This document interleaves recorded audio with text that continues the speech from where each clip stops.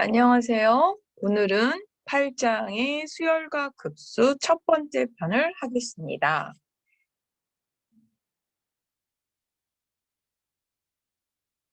8장부터 좀 내용이 단순하지 않고 좀 복잡해지거든요. 그래서 좀 학생들이 되게 불편해하는 장인데, 그래서 심지어 일부 학과에서는 좀 얘를 좀 생략해 줬으면 좋겠다, 이럴 정도로 좀 불편해하는 과이기도 해요. 근데 이거를 그냥 너무 어렵고 복잡하고 지루하다고 생각하면 그 다음 장 9장의 테일러 급수 내용을 잘 이해할 수가 없어요. 그래서 그냥 9장을 결과적으로 이해하는 것도 중요하지만 왜 그런 결과가 나오는지 이해하기 위해서는 8장이 기본 베이스라고 좀 보시면 되겠고요.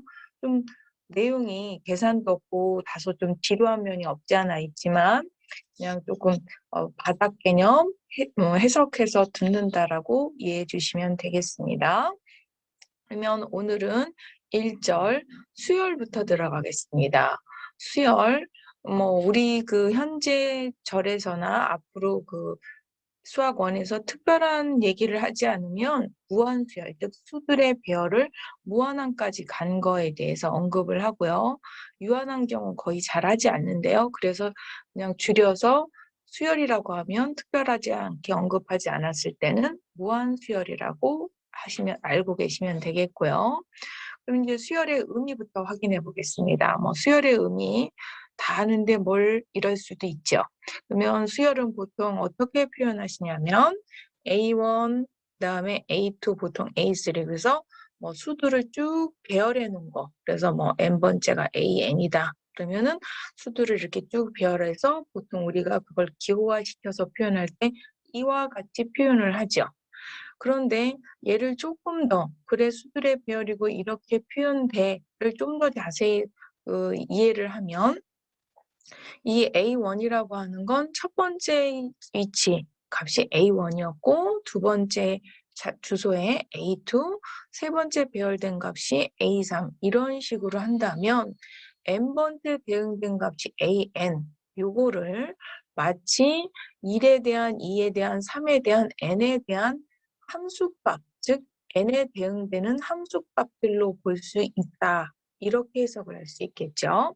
그래서 수들의 배열을 조금 더 좀 확대 해석을 한다면 자연수에서의 함수라고 해석을 할 수 있다는 얘기죠. 그래서 그 AN을 n에 대한 함수값, 자연수의 함수, 그래서 자연수에서의 함수로 재해석할 수 있다. 그래서 수들의 배열보다는 자연수에서의 함수라는 이런 개념으로 조금 확장 해석을 해놓으실 필요가 있을 것 같고요. 그 다음에 수열의 표현도 좀 같이 한번 알고 넘어가면요. 위에서처럼 수두를 쭉 해서 무한수열 이렇게 직접 배열하는 방법, 수열을 나열하는 방법이 있죠. 일반항으로 표현되는 방법, 일반항으로 표현되는 방법 보통 이렇게 두 가지로 다 표현되고요. 혹은 점화식으로 표현되는 방법들이 있어요. 그러면 이렇게 너무 줄임 기호로 표현해놔서 표현 방법을 조금 자세히 교과서 예제 얘가 몇 번이냐면요.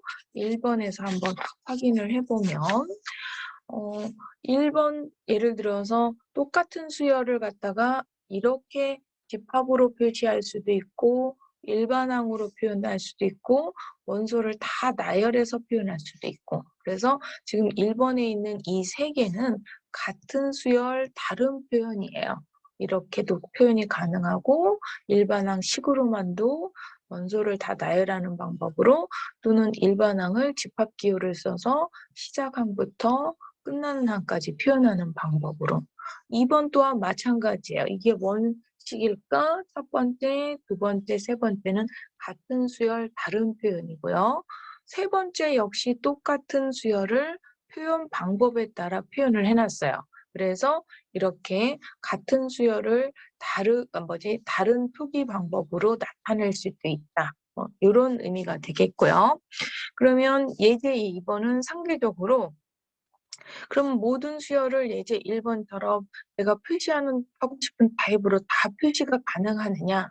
그게 아니라 1번 같은 경우 보면 우리가 알고 있는 무리수 2, 앞에서 우리가 교과서에선 초월수라고 그랬죠. 자연로급 및 2로 쓰는 2, 오일러 수죠. 이것의 소수 n번째 자릿수라고 하자. 뭐가 n번째에 해당하는 숫자를 이 2에 대한 n번째 자릿수라고 한다. 그러면 2라는 수는 순환하지 않은 무한소수로서 얘가 무한수열인 게 중요한 게 아니라 순환하지 않아서 얘를 이렇게 원소 나열법 말고는 달리 표현할 방법이 없다는 거죠. 그래서 아까 1번처럼 이와 같이 여러 가지 표현 방법을 쓰고 싶어도 쓸 수 없고 원소 나열법으로밖에 표현할 수 없는 수열이 있는가 하면 피보나치 수열 여러분이 잘 알고 계시죠? 이웃하는 두 항을 더한 결과가 그 다음 항이 되는 이런 수열도 물론 원소 나열법으로 쓸 수도 있지만 얘는 이와 같은 일반항들로 표현을 못하고 점화식으로 표현할 수밖에 없어요. 그래서 다 이렇게 여러 가지 표현 방법이 가능한 게 아니라 수열에 따라 특징에 따라 반드시 원소나열법밖에 표현이 안 되거나 혹은 점화식 정도로밖에 표현이 안 되는 수열이 있다. 그래서 수열 표현 방법에 대해서 교과서 예제 1번과 2번에 대해서 표현법을 간단히 배웠는데요.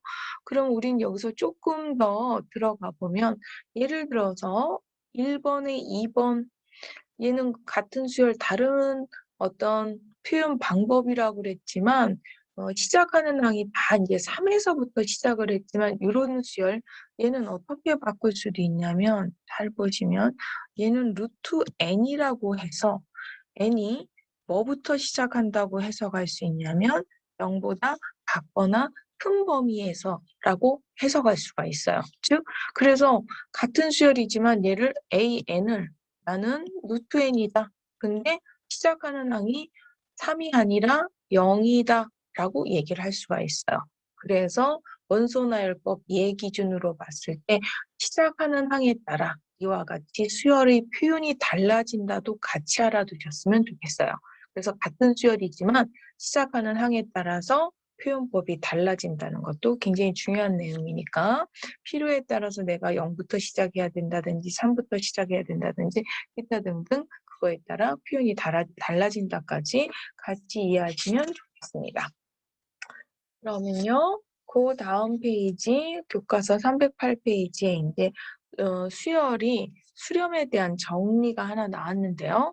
이 정리의 의미는 우리가 함수에서 극한을 배웠지만 수열도 그래요. A1에서부터 쭉 AN 무한항까지 갔을 때 이런 어떤 수들의 특징이 무한번 다 계산하고 싶지는 않고 어떤 AN의 일반항이나 기타 등등 어떤 식을 보고 얘를 쭉 무한대로 가면 어떤 특징을 갖겠구나를 파악하고 싶은 거예요. 여기서 말하는 어떤 특징이라는 거는 얘가 특정한 수렴값을 갖는지 아니면 발산하는지 이런 것들을 구체적으로 알고 싶은 거죠.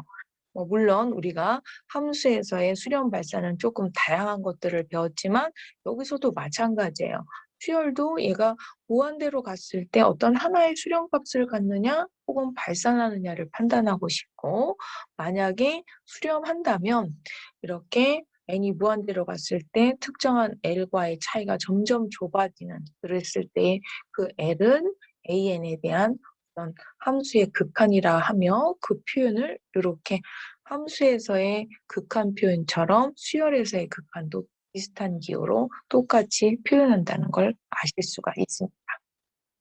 그래서 그 밑에는 얘가 이제 그 수열에 대한 극한 정리인데요. 요 정리를 보기 전에 여기 있는 요 내용을 조금 더 자세히 볼 필요가 있는데요. 우리가 수열은 아까 뭐라고 그랬어요? 조금 더 확대해서 가면 정의역이 자연수인 집합에서의 함수라고 할 수 있다고 그랬었어요. 그러면 앞에 1장에서 배웠던 챕터 1에서 배웠던 함수에서의 극한에 대한 수많은 공식들 일이 있었는데 지금 정의역을 비교하면 수열은 정의역이 자연수의 집합이고요. 함수는 특별한 정의역 얘기가 없으면 실수죠.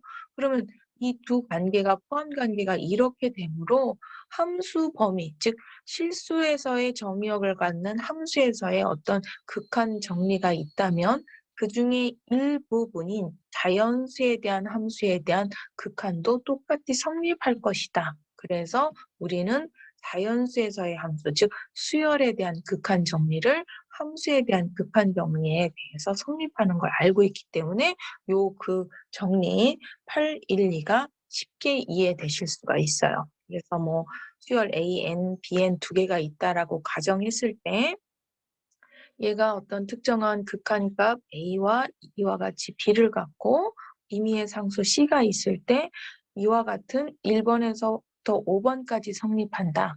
그러면 이제 대표적으로 두 수열의 합차에 대한 극한값은 각각의 극한의 합차다. 기호가 너무 줄어들었나요? 그 의미는 두 수열 AN과 BN 합과 차에 대한 극한은 각각의 극한의 합차다. 뭐 곱하기도 마찬가지죠. 두 수열의 곱하기에 대한 극한은 각각의 극한의 결과에 곱하기를 하면 되고 두 수열의 나누기는 각각의 극한 결과를 나누기를 하면 된다. 이렇게 이해하시면 되겠죠. 마치 함수에서와 비슷한 방법이 되겠고요. 그러면 사칙연산에서뿐만 아니라 상수 10에도 마찬가지죠. 수열 AN에다 상수 10에 됐을 때의 극한은 원래 AN 극한값의 10일가 된다. 이거 함수에서와 똑같죠. 여기는 조금 오타가 있는데요. 여기는 고정상수 C일 때 N과 상관없는 극한값, 즉 수열이 처음부터 끝까지 다 C니까 극한값도 C가 된다. 이런 우리가 함수에서의 극한 성질이 수열에 대해서도 그대로 성립한 상태인 거를 확인할 수가 있었고요. 뭐 물론 여기에서는 이제 굵직굵직한 내용만 이제 정리를 했지만 아까도 얘기했지만 우리가 1장에서는 단순히 수렴 발산만 배운 게 아니라 조금 자세히 발산하거나 할 때 진동하면서 발산하는 경우 혹은 진동이라고 해서 다 발산이 아니라 진동하면서 수렴하는 경우들 진동 발산, 진동 수렴까지 우리가 공부를 했었어요. 그다음 정리로 이제 들어가 보겠습니다. 그 다음 정리는 교과서 309페이지 정리 813인데요. 연속함수 극한을 이용한 수열의 극한이라고 제가 조금 정리 내용을 붙였는데요. 이게 뭐냐면 사실은 이 정리 813을 보시면 이게 무슨 말인지 잘 이해가 안 될 확률이 높아요. 적당한 자연수 n0보다 큰 모든 n에 대하여 an을 fn이고 x를 무한대로 보냈을 때의 극한이 l이면 an에 대한 극한이 l이다. 분명히 기호도 우리가 다 아는 기호고 그리고 어떤 저기 있는 문장이나 이런 단어들도 굉장히 쉽지 않은 단어인데 조합을 해놨더니 이게 무슨 말인지 잘 모르는 이상한 일이 벌어지죠. 그래서 요거를 조금 이해하기 쉽게 제가 구조화 시켜놓는다고 이렇게 잡아놓은 거예요. 그럼 여기에서 이 말의 의미는 뭐냐면 특히 이 정리는 어디에다 쓰는 거냐면 공대 학생들이기 때문에 공대 학생들이 이 공식을 어떤 이용하는 방법, 보는 관점이라고 할까요? 얘는 결론은 늘 그러하듯이 아까 처음에 얘기했듯이 어떤 수열을 n을 무한대로 보냈을 때 극한에 지금 관심이 있는 거예요. 그 극한이 하나의 수렴값을 가질 것이냐 혹은 발산할 것이냐에 관심이 있는 거죠. 그랬을 때 그러면 그 수열 패턴을 모르겠어요. 얘가 수렴을 하는지 혹은 발산을 하는지 모른다. 그러면 수열은 아까 뭐라고 얘기를 했냐면 자연수에서의 함수라고 그랬죠.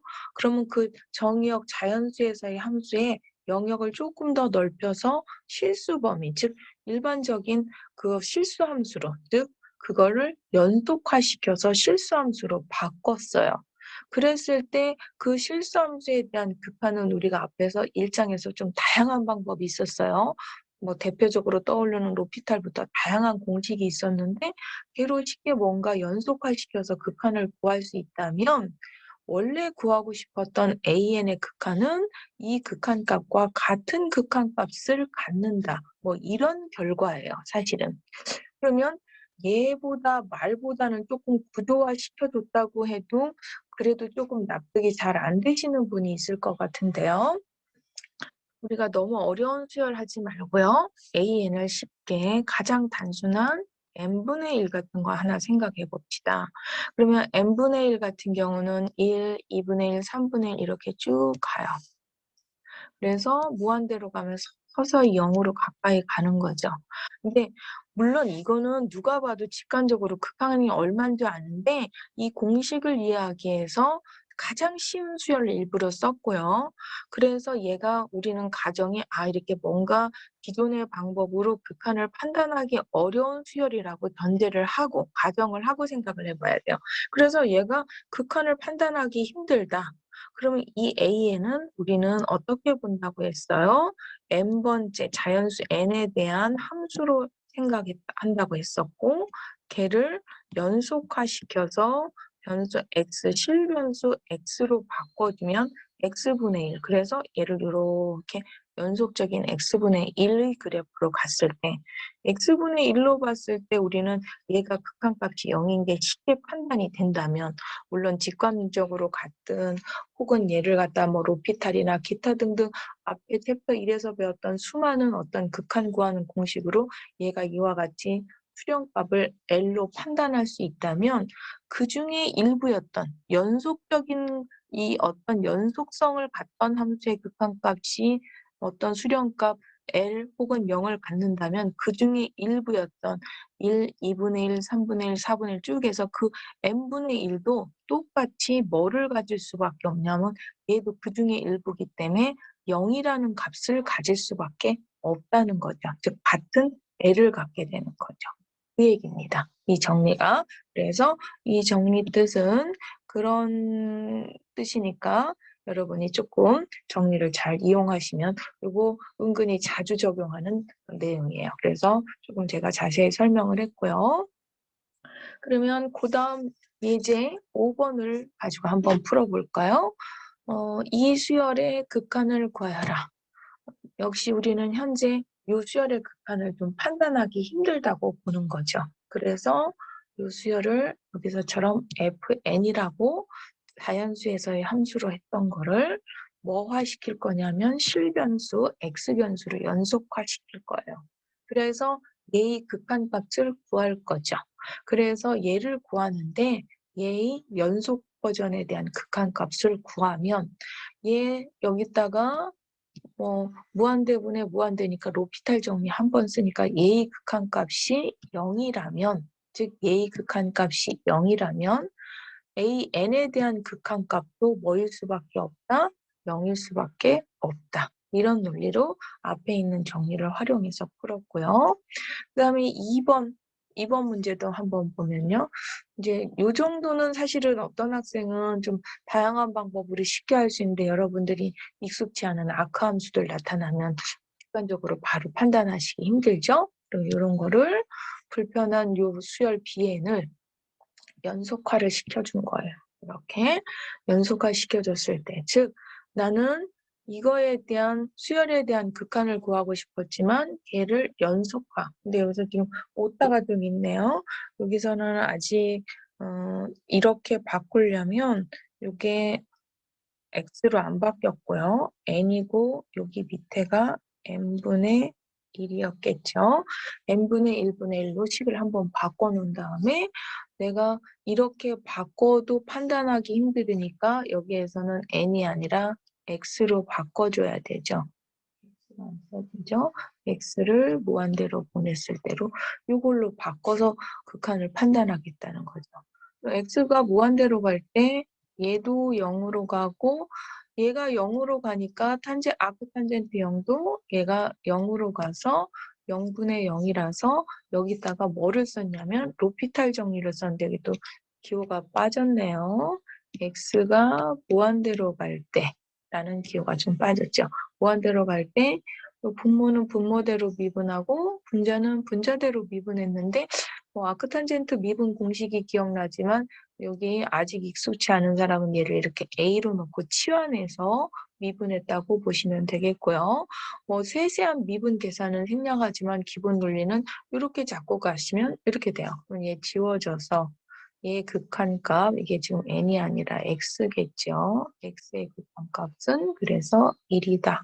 이렇게 되겠습니다.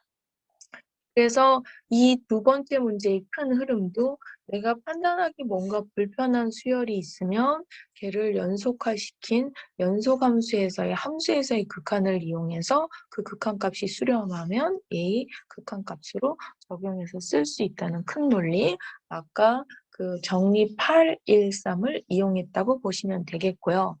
뭐 여기에서 아까 아크탄젠트 미분하는 거야 뭐 치환해서 그 공식에 대입하면 그나마 좀 되는데 여기 아크탄젠트 x분의 1이 0으로 가는 거 말로 대충 들으니까 이해가 되는 것 같으면서도 좀 안 되시는 분에서 조금 더 자세히 설명을 드리면요.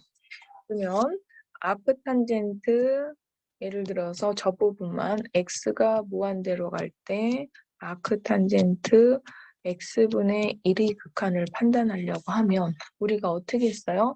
x분의 1과 아크탄젠트를 합성함수로 우리 수준에 한꺼번에 판단하기 힘들어서 불편하고 복잡하면 함수를 조각조각 분할할 수가 있죠. 그러면 x분의 1이라는 함수하고 아크탄젠트 x분의 1을 두 개가 합성돼 있다고 보시면 되겠고요.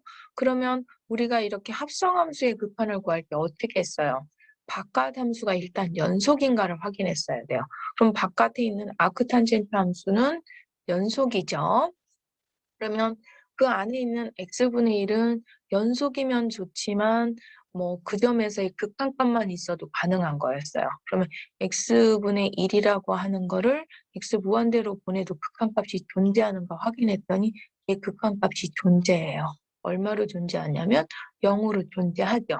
그럴 때 아까 앞에서 설명했듯이 얘는 첫 번째 이 함수, 즉 안쪽에 있는 함수의 극한을 먼저 구해서 x를 무한대로 보냈을 때 첫 번째 함수 a 극한값, 존재하는 극한값을 구한 걸 밖에 있는 아크탄젠트 함수에다 대입하면 끝나는 거였죠? 여기 1장에서 배운 중요한 개념 중에 하나를 다시 한번 여기서 복습 삼아 적용하면 이렇게 되겠죠. 그래서 아크탄젠트 x가 무한대로 가면 0이니까 아크탄젠트 0. 그래서 0이라고 이해하시면 되겠습니다.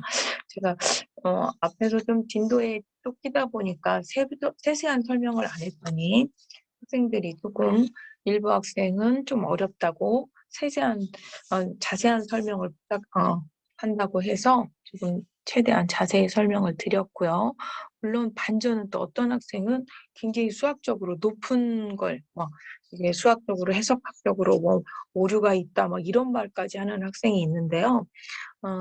이 수업은 제가 공대 학생용들을 대입해서 하는 수업이기 때문에 수학과 학생처럼 수학자답게 뭔가 이거를 논리 뭐 이런 것들을 아주 완벽하고 매끈하게 이런 클래식한 수학을 하는 게 아니고 공대 학생이 어떤 수학적 뭐 요즘 너무 많이 수학을 해야 되잖아요, 사실은.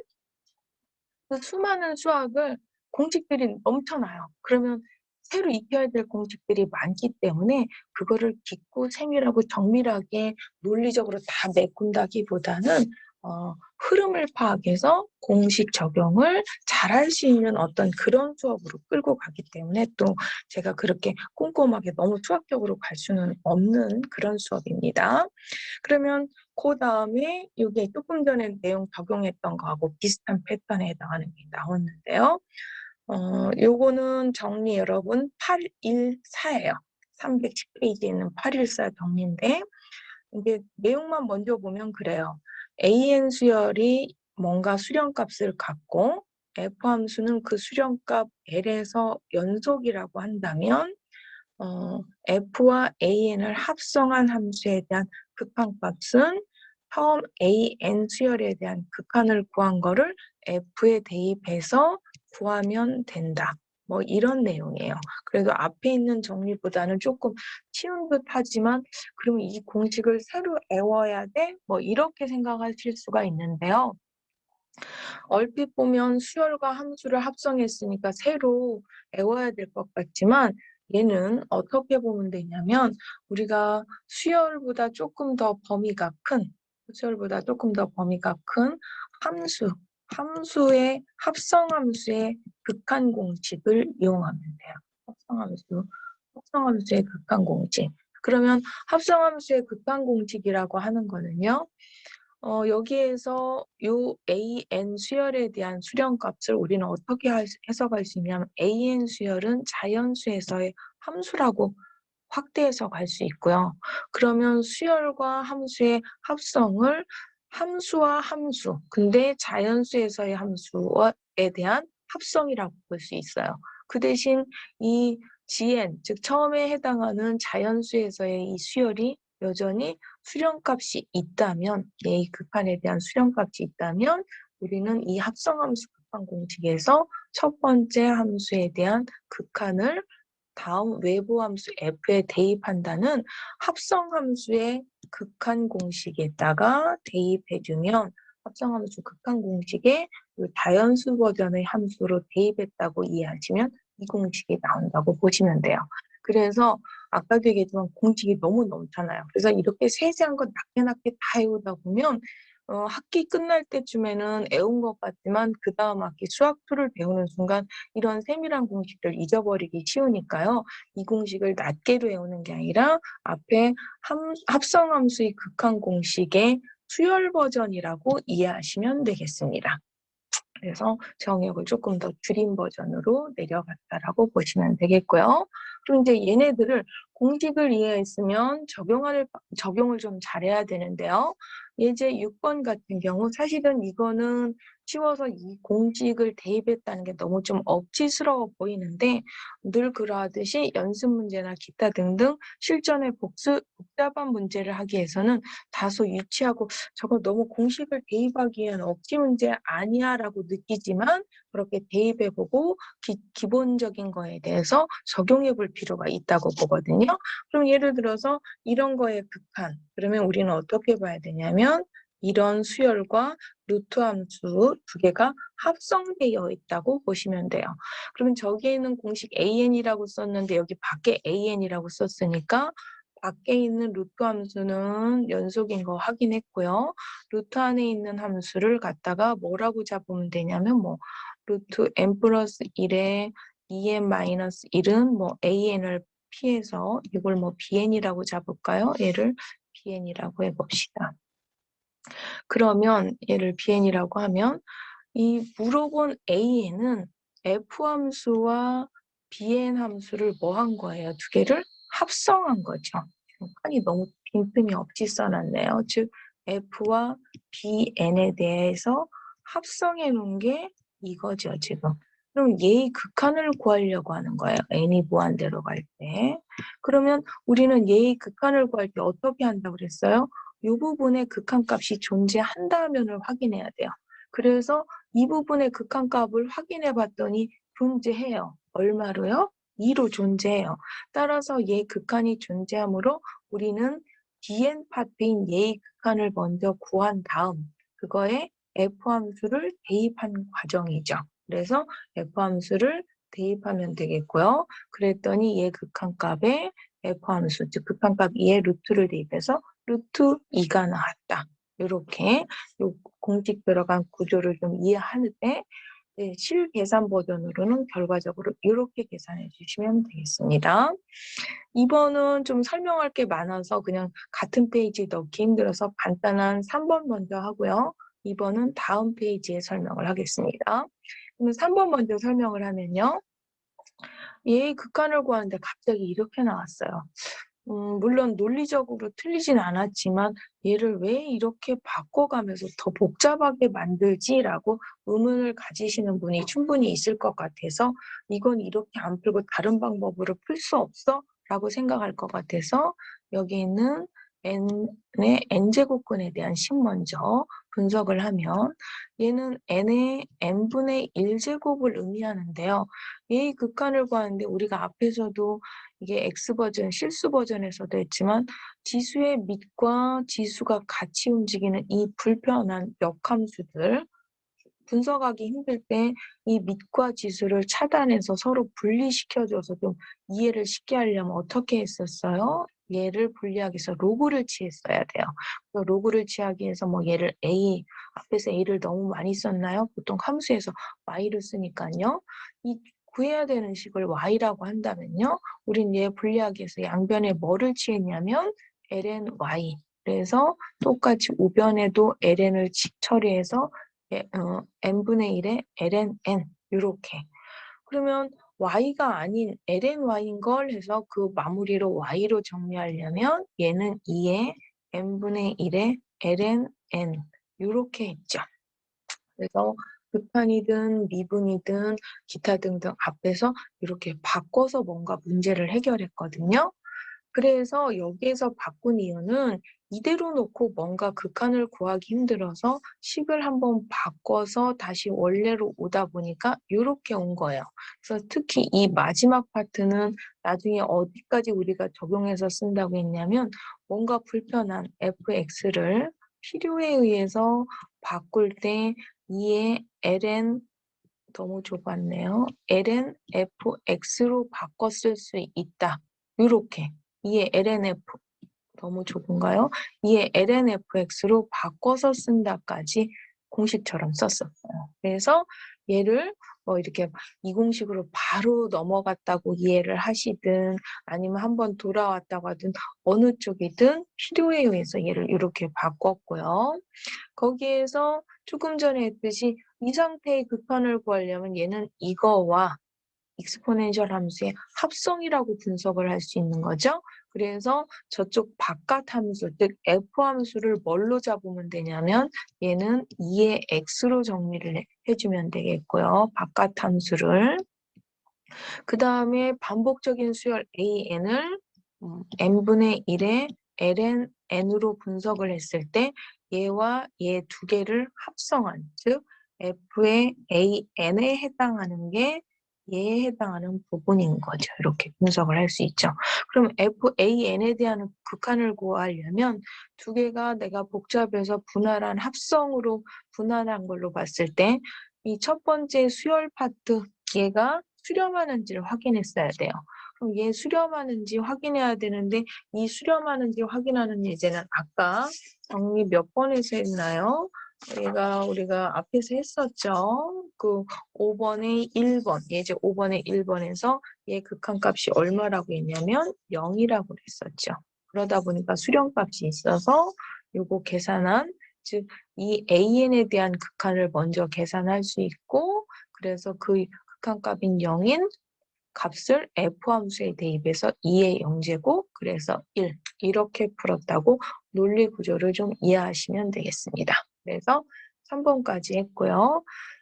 참고적으로 여기 있는 3번은 그 다음에 정리 816에 3번의 공식으로 나와요. 요거 공식으로 나와서 여러분이 저걸 어떻게까지 외우시면 되냐면 n이 무한대로 갈 때 n의 n분의 1제곱은 1이다. 이렇게 공식으로 뒤에 정리가 나오지만 외워주시면 되겠습니다.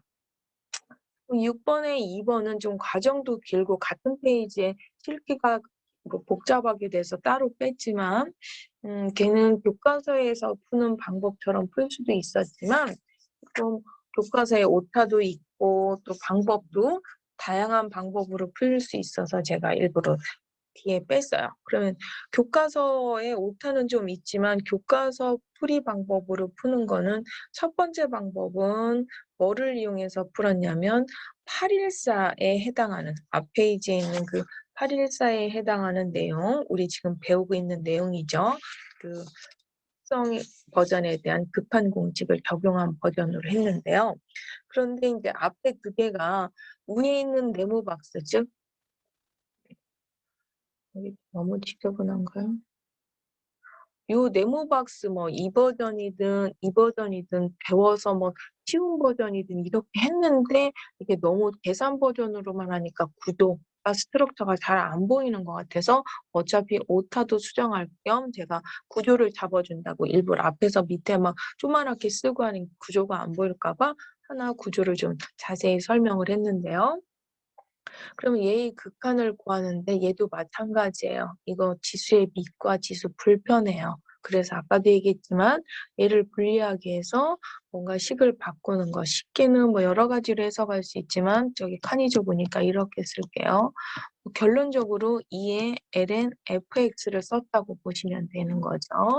그래서 식을 지수의 밑과 지수가 불편해서 ln을 양변에 취해서 내려왔다고 해도 되고 그 결과인 상태는 이렇게. 그래서 식을 이렇게 바꾼 거예요. 바꿔서 바꿨을 때의 극한을 구하는 건데 그럼 얘의 극한을 식을 바꾸면 여기에서 이 함수 바깥에 있는 이 함수하고 이만큼 수열은 n에 대한 수열로 이렇게 분석을 해서 두 개가 합성된 거를 단순 구조 두 개로 분할을 했고요. 뭐 수열로 이렇게 끊어서 생각해도 되지만 제가 앞에서 설명했듯이 자연수에서의 함수로 조금 추가로 이해를 해두시면 좀 더 쉬울 것 같아서 자연수에서의 함수라는 뜻으로 제가 HN을 하나 잡아주고요. 그러면 원래 수열 CN 요것에 대한 파트에 극한값이 있는지 없는지를 먼저 확인을 해야 돼요.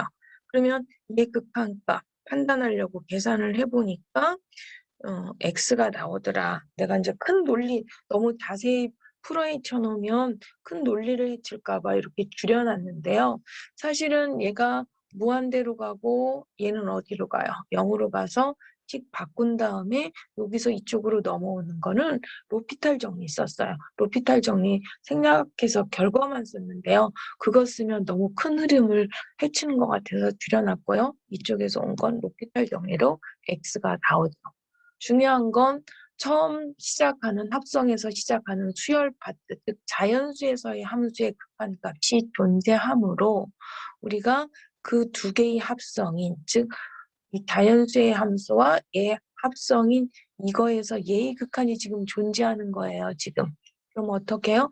첫 번째 함수의 극한값에 밖의 함수를 대입하면 돼서 x를 f 함수에 대입하니까 이렇게 된다라는 논리 구조로 접근을 하면 이거 앞에 풀이보다 더 복잡한데라고 할 수 있지만 제 의도는 식이 짧고 길고가 아니라 나중에 좀 더 굉장히 복잡한 개념이나 복잡한 식을 잡을 때는 이 어떤 서로 그 식에서 논리 구조를 정확하게 이해해야만 문제 푸는데 쉬울 것 같아서 굉장히 이렇게 풀어 헤쳐놓았다고 보시면 돼요. 1번하고 3번을 좀 너무 줄여서 써놓은 것 같아서 그 공식의 구조를 좀 한번 잡아줬고요. 이제 교과서 풀이를 조금 최대한 확장해서 썼다면 뭐 얘를 또 다른 방법으로 하나 또 풀 수가 있거든요. 여기에서 두 번째 방법은 그냥 제가 오일러 수를 적용한 방법으로 똑같이 이 식을 처음에 있는 요 식이죠. 요 식을 이렇게 해석을 한 거예요. 그래서 요거는 2의 t가 아니라 함수를 t의 x제곱으로 바깥 함수를 잡았고요. 거기에 있는 cn을 이렇게 잡은 거예요. cn을 이렇게 잡았고요. 그러면 시작하는 즉 자연수에서의 함수로 해석할 수도 있고 수열이라고 할 수도 있는 이 첫 번째 스텝에서의 함수의 극한값이 있느냐 확인했더니 누가 봐도 우리 오일러수 정의에 나오는 그 2가 나오죠. 그러면 우리는 그 합성 상태의 극한은 첫 번째 극한의 결과에 f 함수를 대입. 근데 그 결과는 미리 계산해서 이렇게 빼면 되고요. 얘 또한 제가 최대한 그 정리 그 814를 어떻게든 그 논리 구조를 좀 이해시킨다는 차원에서 이렇게 굉장히 풀어헤쳐놨지만 요 버전도 교과서 풀이처럼 굉장히 짧게 계산 버전으로 갈 수 있어요. 그래서 물론 계산 버전까지 혹은 개념까지 정확하게 이해하는 학생들 입장에서 봤을 때 너무 지저분하게 풀어헤쳤다고 볼 수도 있지만 그래도 조금 아직은 이렇게 기초적인 개념이 잡혀 있을 때 복잡한 걸 적용할 수 있을 것 같아서 최대한 풀어헤쳐서 해석을 해놨습니다. 그러면 이제 그 합성함수의 극한 버전은 좀 충분히 설명이 되고 이해가 된 것 같으니까 그 다음 정리 샌드위치 정리로 넘어가겠습니다. 교과서는 정리 815라고 했는데 저는 이거를 샌드위치 정리 수열 버전이라고 이제 의미를 잡아봤어요.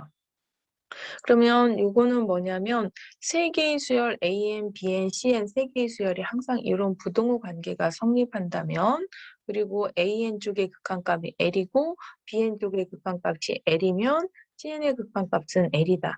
마치 어디서 많이 본 듯한 느껴지죠? 데자뷰가. 우리가 함수에서의 샌드위치 정리하고 거의 유사한데요. 얘도 하나 정도 논리 관계를 확인해 주면 좋아요.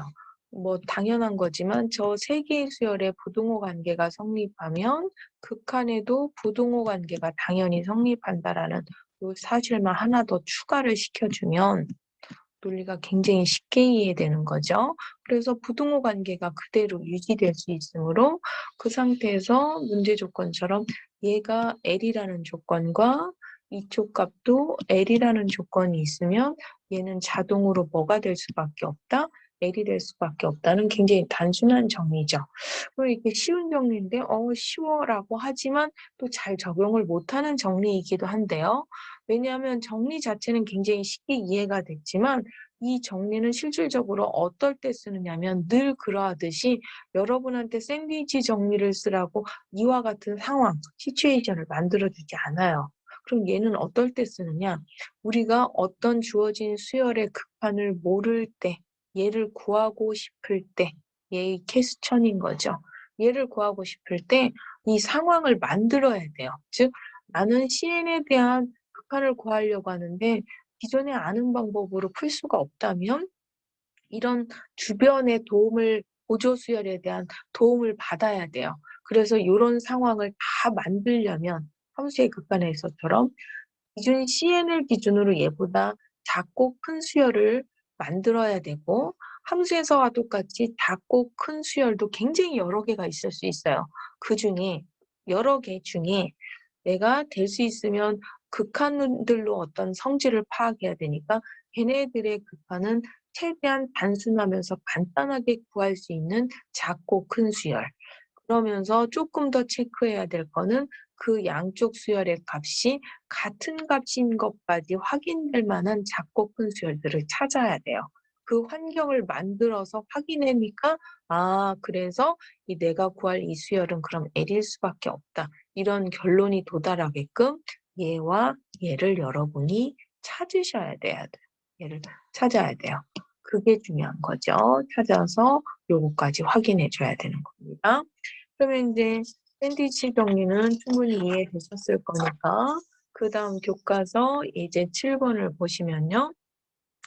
이제 7번 얘는 x의 n제곱이 여기서 물론 및 x는 1보다 작다고 했을 때 얘의 극한을 구하라고 했어요. 얘 이제 풀이가 조금 전에 그 샌드위치 정리를 이용했다고는 하지만 그 샌드위치 정리 가기 이전에 좀 어떤 학생은 너무 복잡하다고 느낄 것 같아서 요 증명 큰 스케치는 생략을 하고요. 개인적으로 관심 있는 학생들만 보시고 요거는 그 다음 페이지에 보면 아까 얘기한 정리 816에 4번 공식으로 나와요. 즉 얘는 공식으로 외울 필요가 있는 거죠. 즉 얘의 극한값은 0이다라고 공식으로 외우셔도 무관하겠습니다. 물론 뭐 이 전체적인 스케치에 샌드위치 정리까지 적용돼서 이렇게 오는 것까지 이해하면서 외우면 좋지만 너무 복잡하면 얘를 뒤에 공식으로 나오니까 공식으로 외우시면 되는데요. 이걸 이렇게 공식으로 쑥 스킵을 하고 외우라고 해도 잘 못 외우시는 학생들에서 참고적으로 보통 X를 너무 어려워하는 변수로 자꾸 어려워하는 학생들을 위해서 이렇게 이해하셔도 돼요.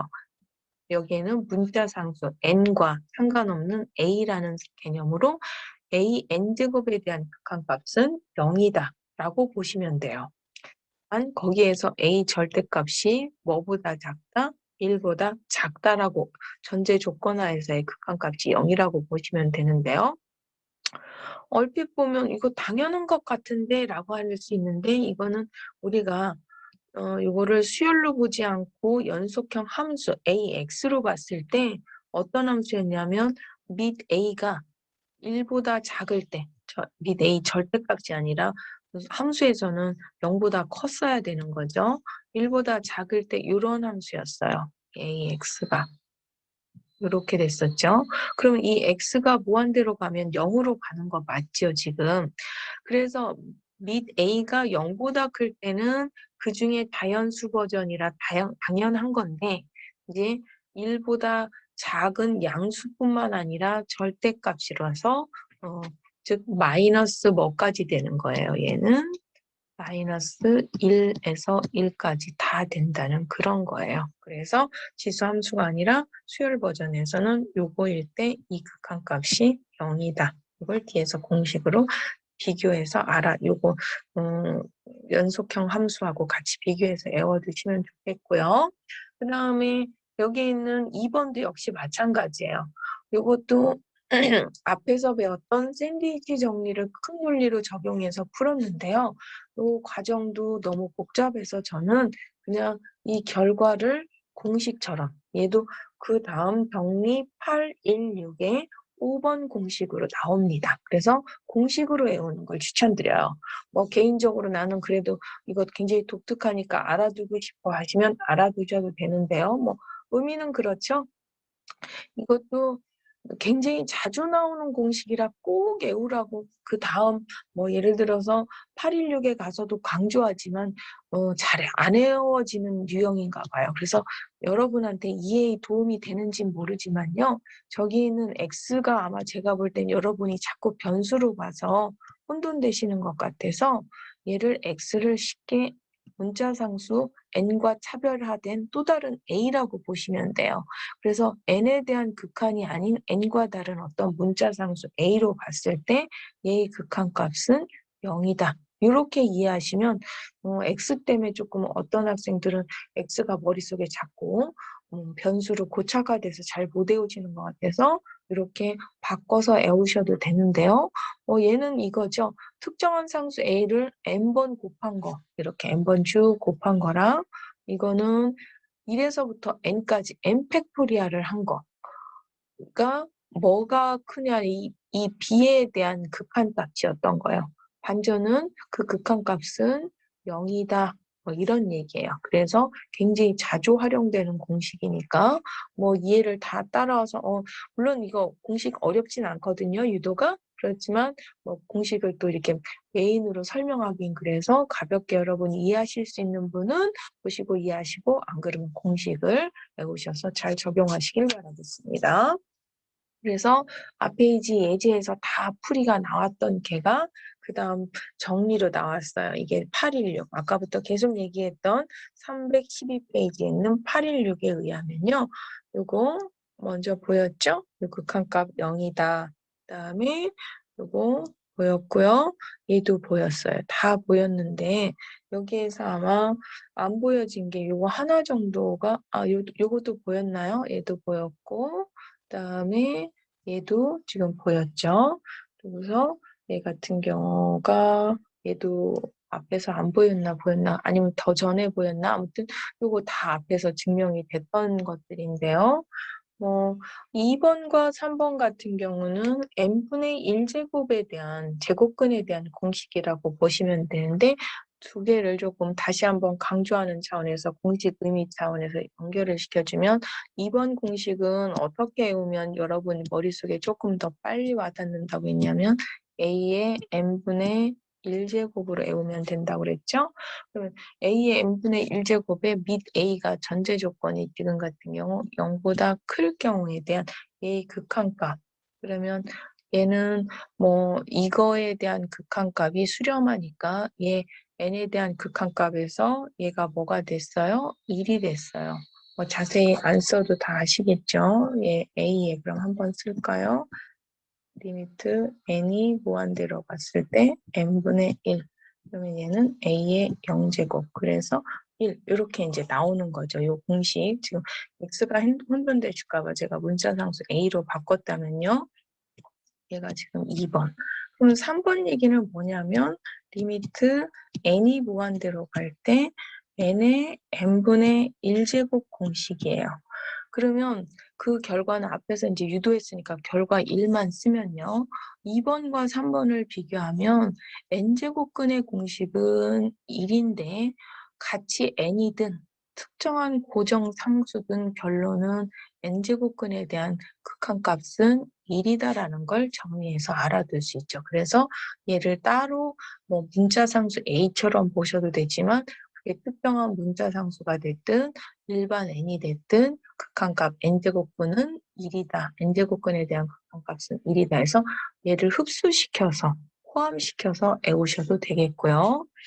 뭐 그다음에 여기 있는 x분의 1은 아까 설명했고요. 요거는 이제 4, 5, 6번 같은 경우는 n분의 1제곱이 아니라 뭔가의 n제곱들로 나왔을 때의 특징에 대한 공식들인데 아까 얘는 지수함수로 간단하게 설명했고 얘는 공식 유도 설명은 안 했지만 큰 논리는 샌드위치 정리인데 자주 쓰는 공식이니까 외워주시고 이거는 사실은 여기서 추가 공식이라고 하긴 좀 그렇죠. 여러분이 고등학교 때 오일로수 정의를 아마 이걸로 배운 학생들도 많을 건데요. 요거는 이제 뭐 안 외우셨던 분은 추가로 외우시지만 뭐 특별하진 않을 것 같아요. 그래서 6개의 공식 꼭 외워주시고요. 그러면 이제 여기 있는 공식을 이용해서 이제 8번을 한번 풀어보겠습니다. 이제 8번은요. 얼핏 보면 복잡해 보이지만 우리가 여기 있는 1번 공식을 활용하면 지금 여기에 ln n의 n이어야 돼요. 물론 그게 무한대로 가는 패턴. 근데 여기 있는 n이 단순한 n이 아니라 3n 플러스 2로 나와서 복잡하지만 얘 또한 무한대로 간다면 얘 기준으로 a 기준으로 바꿔서 a분의 a. 그래서 없는 a를 했으니까 원래 식과 같아지려면 이런 논리로 접근하면 극한값은 0이 되겠죠. 그 다음에 여기에 있는 얘는 뭐뭐뭐의 2n제곱 혹은 2n제곱은 2번 바꾸면 n제곱, 크게는 n제곱으로 볼 수 있는데요.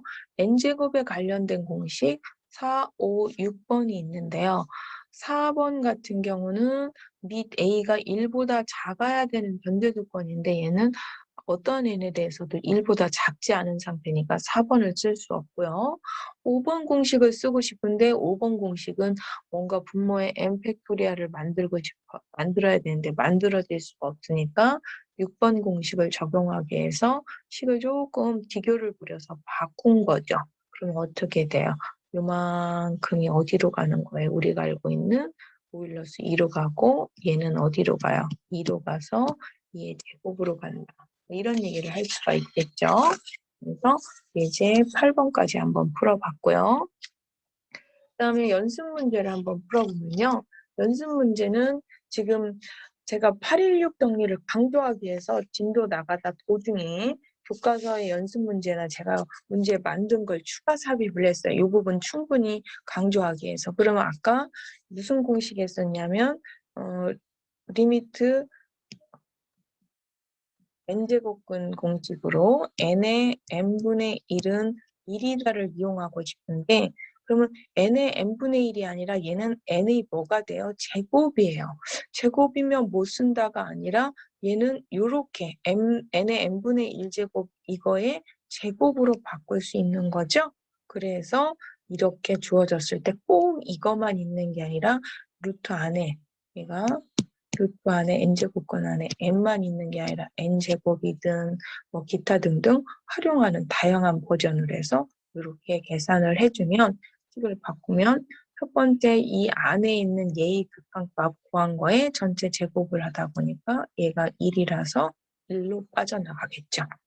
그러면 여기 안에 있는 이 공식, 여기에 제곱형을 한번 해본 거예요. 근데 제곱이 아니라 여기에 상수 3배가 붙을 수도 있잖아요. 그러면 상수 3배가 붙은 유형을 제가 하나 만들어 봤어요. 그럼 얘에 대한 극한값, 식을 바꾸면 이렇게. 그래서 얘의 극한을 구하는데 이 파트는 이제 설명 안 해도 되겠고요. 그럼 요거 곱하기 얘에 대한 극한값은 아까도 얘기했지만 물론 조금 더 자세히 얘기하면 얘는 뭐 a의 n분의 1 그래서 얘의 극한값은 n이 무한대로 갔을 때 1이다. 이 공식을 별도로 외웠지만 이 n제곱근에서 n이 아니라 고정 상수여도 1이었기 때문에 얘 또한 1로 가는 거죠. 그래서 얘에 의해서 1 이렇게 풀 수가 있다는 거죠.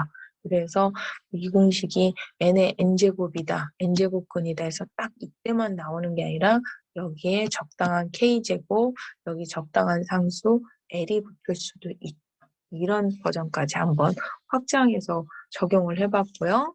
그 다음에 요거 같은 경우도 자주 나오는 n 팩토리알의 뭐 xn제곱 혹은 혼돈되시면 a의 n제곱 공식이 0이었던 정리 816에 의하면 a 자리에 뭐가 들어간 거예요? 100이 들어가다 보니까 그 공식만 외우면 바로 0인 걸 알 수가 있죠. 그래서 그 공식 자주 나오는데 잘 적용을 못하는 것 같아서 여기서 연습하고 가려고 이제 문제를 해봤고요. 이 공식은 그러면 아까 n분의 ln 공식이 있었어요. 근데 얘는 ln이 아니라 n제곱이다 해서 이 공식을 못 쓰는 게 아니라 여기에서 얘 공식이 얼마였어요? 0인데 얘가 제곱이면 그 제곱을 2로 나눠서 요만큼의 극한값 0을 이용해서 문제를 풀 수가 있겠죠. 그래서 816 공식 좀 제발 외우라고 해도 현장에서 수업하면 그 절에서 제발 가장 핵심 공식이니까 외우세요 해도 잘 안 외워서 그 뒤에 갈 때까지 잘 안 외우시길래 제가 여기 중간 브레이크 집어넣어서 굉장히 예제를 좀 다양하게 한번 해봤고요. 그 다음 313페이지 교과서 정의 817로 이어져서 공부해 보겠습니다. 그럼 이제 수열의 수렴성이 그렇게 공식적으로 계산하는 것도 있지만 좀 더 개념적인 그 공식이 하나 있어요. 그래서 그 개념적인 공식을 하기 위해서 몇 개의 정의가 필요한데 그 817 정의는 뭐냐면 증가수열 중에서도 단조 증가수열은 항이 커졌을 때, 즉 n번째 항과 그 다음 n 플러스 1번째라는 그 다음 항으로 갔을 때 값이 커지면 단조 증가, 줄어들면 단조 감소. 물론 여기에서 제가 이해하기 쉽게 직관적으로 뭐 커졌다, 줄어들었다 그랬지만 는까지 포함한 경우가 단조 증가들이 되는 거죠. 증가, 단조, 감소가 되겠고요. 그 다음 정의 818은 뭐냐면 유계라는 개념이 설명돼 있거든요. 유계라는 개념인데 이걸 글로 읽으면 조금 이해가 되실지 모르겠지만 수열 AN이 어떤 n번째도 이 n보다 같거나 작다라는 이런 부등식을 만족한다면 즉 그런 n이 있다면 그 수열은 위로 유계라고 한다라고 했는데 좀 더 정확한 표현은 제가 볼 때 위로 유계된다라는 표현이 맞을 것 같아요.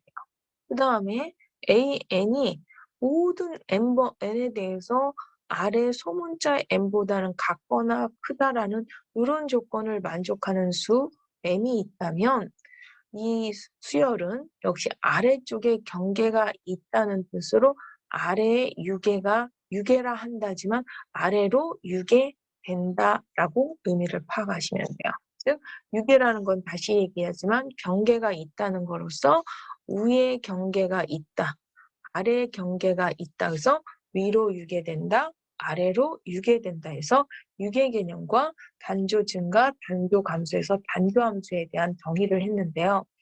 그 다음 이 두 가지의 정의를 가지고 교과서 정리, 뭐 예를 들어서 819가 나오는데 바로 넘어가면 두 용어는 굉장히 쉬워요. 그 다음 심지어 그 819에 대한 글도 쉬운데 읽고 나서 사실은 819 잠깐 가볼까요? 무슨 말인지 잘 모르실 확률이 높아요. 위로 유계인 단조 증가 수열은 수렴한다. 아래로 유계인 단조 감소 수열은 수렴한다고 하는데 딱히 잘 이해가 잘 안 되죠. 사실은 예전에는 이걸 또 묶어서 유계인 단조 수열은 수렴한다라고 더 짧게 줄여놨어요. 그러니 유계인 단조 수열은 수렴한다고 하니까 이게 극한에 대한 공식이야 뭐야 도저히 이해를 잘 못해서 제가 이렇게 이제 두 개로 풀어헤쳐서 구체적으로 이렇게 위로 유계 아래로 유계 버전으로 해도 잘 이해를 못하시기 때문에 조금 더 그 공식이 조금 와닿게 이해를 하려면 세부적으로 조금 공부를 더 하고 들어가야 될 것 같아요. 그럼 아까 여기 우위로 경계가 되는 요 경계 M을 상계라고 보시면 돼요. 그 다음에 아래 경계가 있다고 했던 그 경계값, 소문자 M의 값을 하계라고 이해하시면 돼요. 그래서 그 경계였던 값 자체를 위의 경계는 상계, 아래 경계는 하계라고 하신다면 그럼 충분히 용어는 쉬웠던 것 같으니까 간단한 예제를 한번 확인해 보면요. AN이 n분의 1, 늘 그러하듯이 수열에서 가장 간단한 기본 수열 n분의 1로 샘플을 한번 잡아보죠. 얘의 상계와 하계에 대해서. 그럼 모든 n에 대해서 AN이 n분의 1에 대한 값은 1보다 같거나 작다는 말이 맞으니까 조금 전에 배웠던 용어에 의하면 1은 상계라고 할 수 있죠.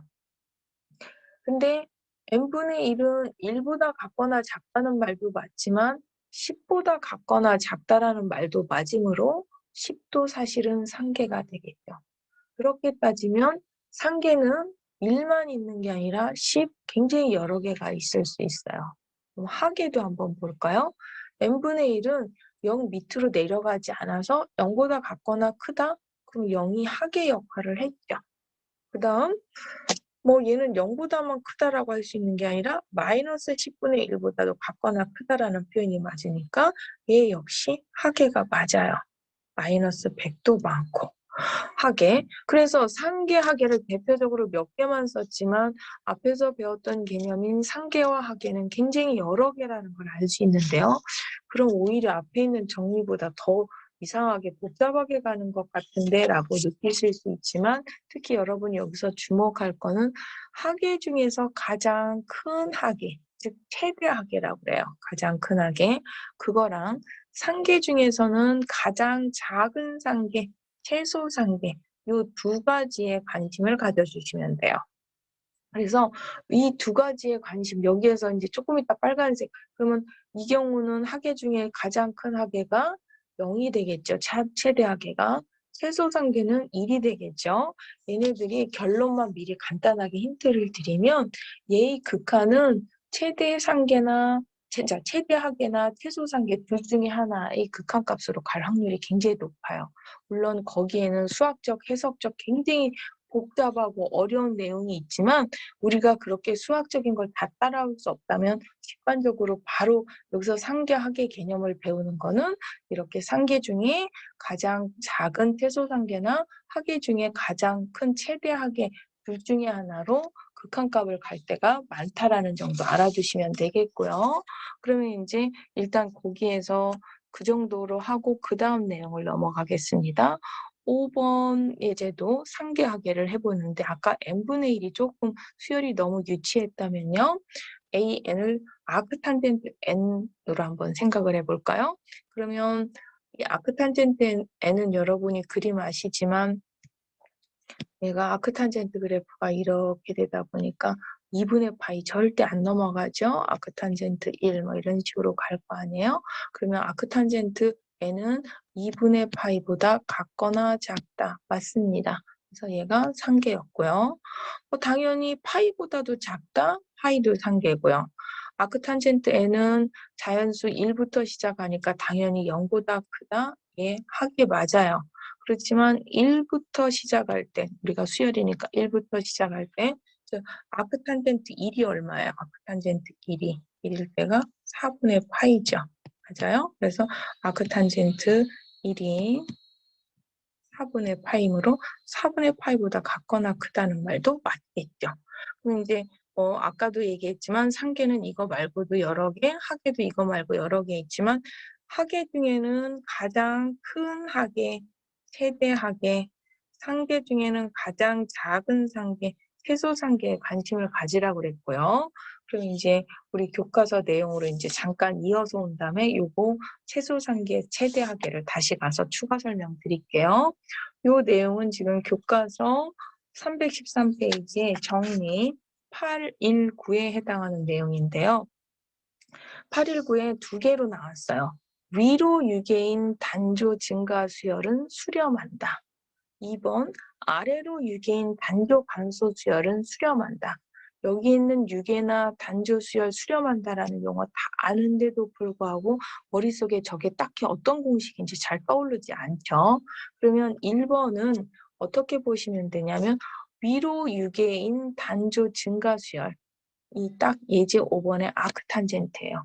얘 아크탄젠트 같은 경우 위로 경계가 있어요. 유계죠. 근데 얘는 또 어떤 특징을 갖고 있어요? 증가하는 특징을 갖고 있어요. 단조 증가죠. 그러면 얘 특징 계속 가면 얘는 이런 특징으로 가다 보면 누가 봐도 수렴할 수밖에 없겠죠. 수학적인 어떤 해석적인 증명이 아니더라도 직관적으로 쉽게 이해하면 바로 이해가 될 수 있죠. 그래서 어, 유계인, 위로 유계인, 단조 증가 수열은 수렴한다를 좀 쉽게 이해하실 수가 있겠고요. 그럼 아래로 유계인, 단조 감소 수열은 수렴한다는 바로 암예제로 가면 돼요. 그럼 n분의 1은 제가 쉬워서 10을 안 썼지만요. 1, 2분의 1, 3분의 1 좀 이렇게 가요. 얘 아래로 유계예요. 0 밑으로 안 내려가요. 그런데 또 어떤 수열이에요? 감소 수열이에요. 그래서 지금 얘기했듯이 그 다음으로 아래로 유계인데 단조 감소하는 수열이라 뭐 할 수밖에 없다고요? 수렴할 수밖에 없어요. 그러면 얘가 아래의 경계는 있는데 감소하다 보니까 수렴할 수 없다면 그 수렴값은 하계 중에 가장 큰 최대 하계가 바로 수렴값이 되겠죠. 그래서 얘가 최대 하계가 의미가 있었다는 얘기고요. 이건 공대 학생들한테 적용되는 거지 굉장히 이렇게 직관적으로 넘어가기에는 굉장히 뭐 좀 증명이라든지 이런 건 복잡해서 쉽게 직관적으로 설명을 드린 거고요. 요것 또한 예를 들어서 위에 경계 상계가 있어요.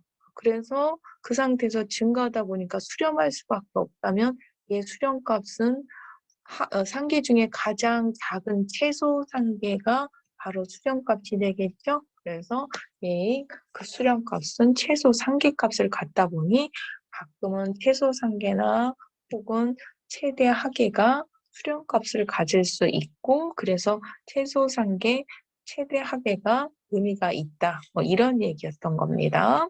그러면 이제 거기에 그 본문 설명은 충분히 했는데도 불구하고 그 819를 실질적으로 아까처럼 간단한 예가 아닐 때 적용이 잘 안 되는 경우가 있어서 이제 6번 아까 얘기했던 그거 n분의 1이죠. 다시 강조하면 얘는 아래 0이라는 하계가 있는데 감소 수열을 하니까 수렴할 수밖에 없고 그 수렴값은 최대 하계였고요. 7번 다시 한번 내용으로 정리해주면 얘는 위로 유계되는 상계가 있음에도 불구하고 증가하다 보니까 수렴하고 그 수렴값은 상계 중에 가장 작은 최소 상계값을 가졌다는 거 다시 한번 정리해드리고요. 교과서 예제 9번은 뭐 물론 그 정리로 가도 되지만 이미 여러분이 그 오일러스 같은 경우 너무 많이 고등학교 때부터 해왔던 것 같아서 그걸로 설명하는 건 좀 그런 것 같아서 각자 한번 해보시고요. 10번으로 바로 넘어오겠습니다. 교과서 예제 10번 보시면 요 수열이 수렴함을 보이고 극한을 구하라. 그럼 이 수열도 조금 전에 이 정리를 이용하기 위해서 현재 시작하는 A1이 1이다 보면 그 다음 값들은 다 뭐인 값밖에 안 나타나냐면 양수인 수열들밖에 안 나타나요. 즉 AN들이 여기에서 양수라는 보장이 있는 거죠. 그래서 양수라서 여기에다가 산술기하평균 관계를 이용하면 꼭 연속형 함수로 가지 않아도 최소값이 루트 2보다 같거나 크다는 걸 알 수가 있겠고요. 물론 얘가 루트 2를 가질 때는 AN의 값이 루트 2인데 AN이 딱 루트 2가 된다는 보장은 없으므로 우리가 이걸 연속형으로 좀 바꿔서 조금 확장을 해서 생각하면 첫 번째 A1, A2는 사실은 이 수열이 지금 감소하진 않고 증가해요. 이래서 증가하지만 그 첫 번째에서 두 번째 빼놓고 두 번째 이후에는 다 감소 수열이거든요. 그러면 이제 요 첫 번째에서 특징을 만족하진 않는 얘를 빼고 두 번째부터 특징을 보면 이 두 번째 항과 세 번째 항이 감소하는데 그럼 나머지 n-1번째에서 n번째가 감소라고 하면 그 다음 n번째와 n+1번째도 감소인가를 확인하고 싶은 거예요.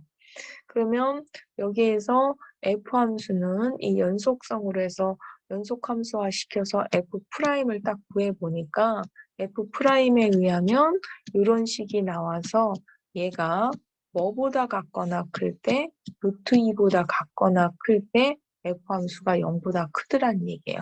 그럼 F 프라임이 0보다 같거나 크다는 건 이런 구간에서 F 함수가 어떻다는 얘기예요? 증가함수. 그럼 F가 증가라는 거는 현재 지금 F에다가 우리가 어떻게 할 거냐면 그 전 단계 점화식처럼 n-1번째일 때 F 결과, 즉 이거는 그러면 Fn, An, 얘가 FAN 플러스 1 이런 관계를 유지하기 때문에 이 증가성이 어떤 상태를 유지하냐면 함수의 어떤 증가성, 증가 감소를 유지시켜 주는 거죠. 이게 수열의 증가성을 유지시켜 주는 거죠. 그래서 전 단계에서 AN과 AN-1의 관계가 이렇게 감소 상태면 거기다 F 함수를 처리해도 F 함수가 증가 함수니까 이 부등호를 유지해 주는 거죠. 이렇게. A의 n을 해도 이렇게 an-1 그 다음에 an이 서로 이런 감소면 거기에다 f 함수를 처리해도 부등호 관계가 유지되다 보니까 즉 얘는 그러면 am이 되겠고 얘는 an 플러스 1이 돼서 그 다음 단계에서도 감소함수라서 감소 수열이라는 걸 이제 기납적으로 증명을 했고요.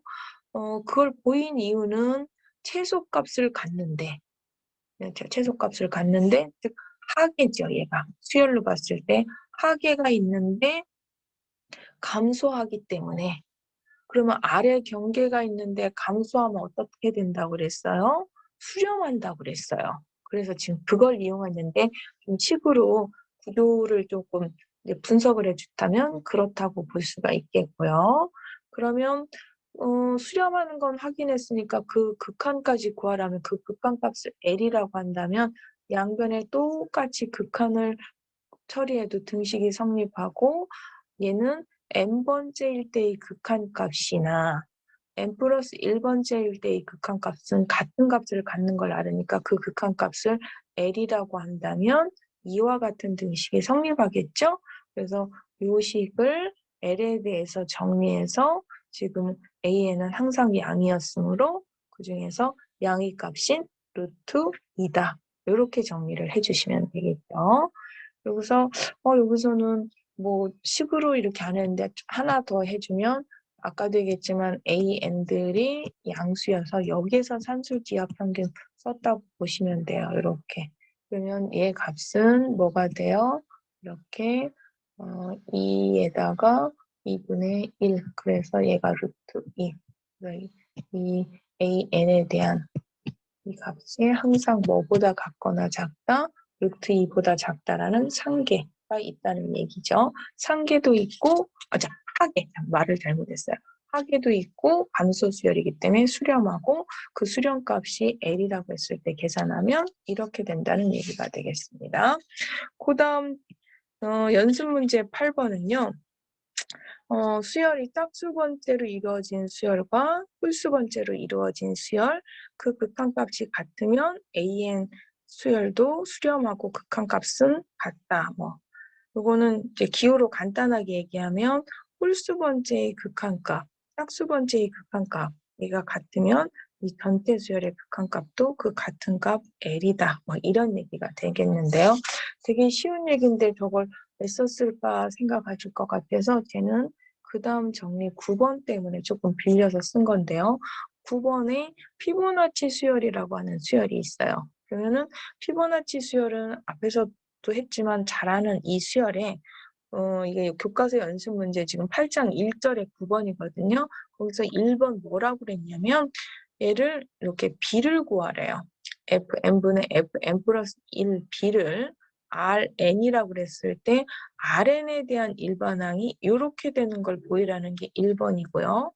그거는 개의 Rn에 대한 극한값은 일명 황금비인 얘로 수렴하는 걸 보이라는 게 9번 문제예요. 그러면 일단 1번 먼저 이런 어떤 인접한 두 개의 항에 대한 B로 주어졌을 때 이렇게 되는가. 그럼 직접 B를 구하기 위해서 나누어 봤어요. 주어진 어떤 그 피보나치 수열의 양변에 똑같이 F의 n 플러스 1로 나누죠. 그럼 첫 번째는 그 B에 의해서 Rn 플러스 1이 되겠고, 얘는 1이 되겠고, 얘는 Rn의 역수. 그래서 저절로 이게 딱 나오고요. 참고적으로 R1이라고 하는 건 당연히 1이 돼서 1번은 쉽게 확인을 했고요. 2번 같은 경우는 얘가 그러면 수렴한다면 그 이거신 것만 보이는 게 아니라 수렴한다면 수렴값이 이걸로 되는 걸 보여야 되거든요. 근데 사실은 여기 있는 풀이는 수렴한다는 전제 조건 이후부터 풀어놨어요. 여기가 지금 1번이라고 보시면 되고요. 여기 2번이라고 보시면 되는데 수렴한다고 했을 때 마무리식은 요 식의 양변에 똑같이 리미트 치에서 그 수렴값 있는 걸 L로 잡아서 정리하면 양수의 L로 이렇게 나오는 건 맞는데 그러면 그 수렴하느냐는 이 전제 조건을 확인하는 게 조금 굉장히 복잡해서 다 쓸까 말까 갈등을 하다가 말았는데 지금 시간 관계상 그 페이지 지금 뺐는데요. 그 다음 페이지에 있는 거 간단하게 스케치만 드리면요. Rn은 참고적으로 1보다는 같거나 크고 2보다는 같거나 작습니다.